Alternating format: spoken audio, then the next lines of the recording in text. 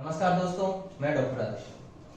हम लोग लेप्रोसी पढ़ रहे हैं। लेप्रोसी के अंदर रिडले जोप्लिन का जो लेप्रोसी का स्पेक्ट्रम है वो पढ़ रहे हैं। रिडले जोप्लिन ने लेप्रोसी को 5 टाइप में डिवाइड किया था: टीटी, बीटी, बीपी, बीएल और एलएल। ये अगर हम सीएमआई की इम्यूनिटी के हिसाब से देखें तो टीटी एंड से एलएल एंड की तरफ जाने से जो सेल मेडिएटेड इम्यूनिटी है वो कम हो जाती है। तो उस बेस पे आज हम पढ़ रहे हैं border line leprosy, border line lepromatous leprosy. तो बॉर्डर लाइन लेप्रोसी को 3 पार्ट में डिवाइड किया था। Number 1 border line tuberculoid, mid border line और बॉर्डर लाइन लेप्रोमेटस लेप्रोसी। इसके अंदर लीजन ये एलएल का एंड की तरफ लेप्रोसी है, तो इसके लीजन एलएल की तरह काफी होंगे। तो क्या होता है साहब, स्किन लीजन इसमें बहुत सारे होते हैं, बहुत सारे लीजन होते हैं, है ना। इसके स्किन लीजन इसमें बहुत सारे होते हैं। दूसरी चीज ये आती है मेड्रोसिस वैसे देखा जाए तो फीचर ऑफ द लेप्रोमेटस लेप्रोसी, लेकिन इसके अंदर भी मेड्रोसिस कभी कभी प्रेजेंट हो सकता है या अब्सेंट हो सकता है। मेड्रोसिस का मतलब होता है लॉस ऑफ आईब्रोज, है ना, आईलैशेस। मेड्रोसिस अगर पेशेंट के अंदर मेड्रोसिस प्रेजेंट है तो मेड्रोसिस के डिफरेंशियल और कब मेड्रोसिस प्रेजेंट हो सकता है, differential diagnosis of medrosis lepromatous leprosy के अलावा कहां प्रेजेंट हो सकता है। नंबर 1 एलोपेशिया एरिएटा, इसके अलावा हाइपोथायरॉयडिज्म, इस थायरॉयडिज्म, इसके अलावा क्यूटेनियस म्यूसिनोसिस, ये क्यूटेनियस म्यूसिनोसिस। तो मेड्रोसिस लेप्रोसी के अलावा इन कंडीशंस के अंदर भी प्रेजेंट हो सकता है, डिफरेंशियल डायग्नोसिस।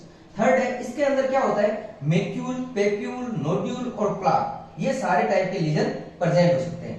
मेक्यूल होता है, मेक्यूल अगर लीजन है उसके अंदर इनफिल्ट्रेशन होएगा। इनफिल्ट्रेशन कहां पर होएगा, सेंट्रल इनफिल्ट्रेशन होएगा। जैसे जैसे हम टीटी से एलएल की तरफ आते हैं, जो होस्ट की इम्यूनिटी, मैंने पहले वीडियो में बताया था, होस्ट की इम्यूनिटी क्या होती है, कम होती जाती है। तो उसके जो बॉर्डर होते हैं जो होस्ट की इम्यूनिटी को इंडिकेट करते हैं, बॉर्डर इल डिफाइन होने शुरू हो जाते हैं। टीटी के अंदर वेल डिफाइंड लीजन होता है, एलएल की तरफ इल डिफाइंड। इसके अलावा इसमें मेक्यूल के अंदर सेंट्रल के अंदर इन्फिल्ट्रेशन होएगा। इसके अलावा पेप्यूल और नोड्यूल के अंदर जो एज है वो स्लोपिंग एज होंगे, एज रेगुलर नहीं होंगे, इरेगुलर एज होंगे। और सबसे इंपॉर्टेंट इस लेप्रोसी का जो सबसे इंपॉर्टेंट फीचर है, इसके प्लाक के अंदर, इसके जो प्लाक है, प्लाक के अंदर इन्वर्टेड सोसर शेप लीजन होते हैं। इन्वर्टेड सोसर शेप का मतलब, सोसर मतलब तस्त्री। सेंट्रल इन्फिल्ट्रेशन हमने पढ़ा था बीटी के अंदर सोसर राइट अपवे लीजन होते हैं, जबकि इसके अंदर जो लीजन होते हैं इन्वर्टेड सोसर शेप की अगर मैं बात करूं तो ये जैसे मान लो तस्करी है, बीटी के अंदर लीजन होंगे, बीटी के अंदर इस टाइप के लीजन होंगे, जिसके अंदर क्या होगा, सेंट्रल डिप्रेस्ड होगा, पेरिफेरल एलिवेटेड होगा। लेकिन इसके अंदर जो लीजन होंगे ये inverted saucer shape, central raised होगा, सेंट्रल के अंदर इन्फिल्ट्रेशन होगा, पेरिफेरी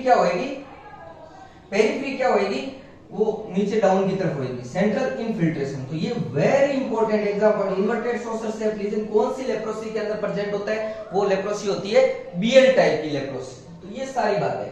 नेक्स्ट बात करते हैं साहब इसकी नर्व के अंदर लेप्रोमेटस लेप्रोसी के अंदर सिमेट्रिकल पेरिफेरल नर्व थिकनिंग होती है। इसमें nerve thickening symmetrical peripheral nerve thickening तो होगी, लेकिन लेस देन लेप्रोमेटस लेप्रोसी।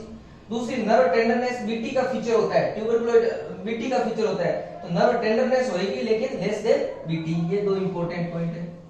नेक्स्ट बात करते हैं साहब उसके बाद में टेस्ट यहाँ पर लेप्रोसी की इम्यूनिटी, पेशेंट की इम्यूनिटी सेल मेडिएटेड बहुत कम हो जाती है, तो लेप्रोमिन टेस्ट क्या होगा, नेगेटिव होगा।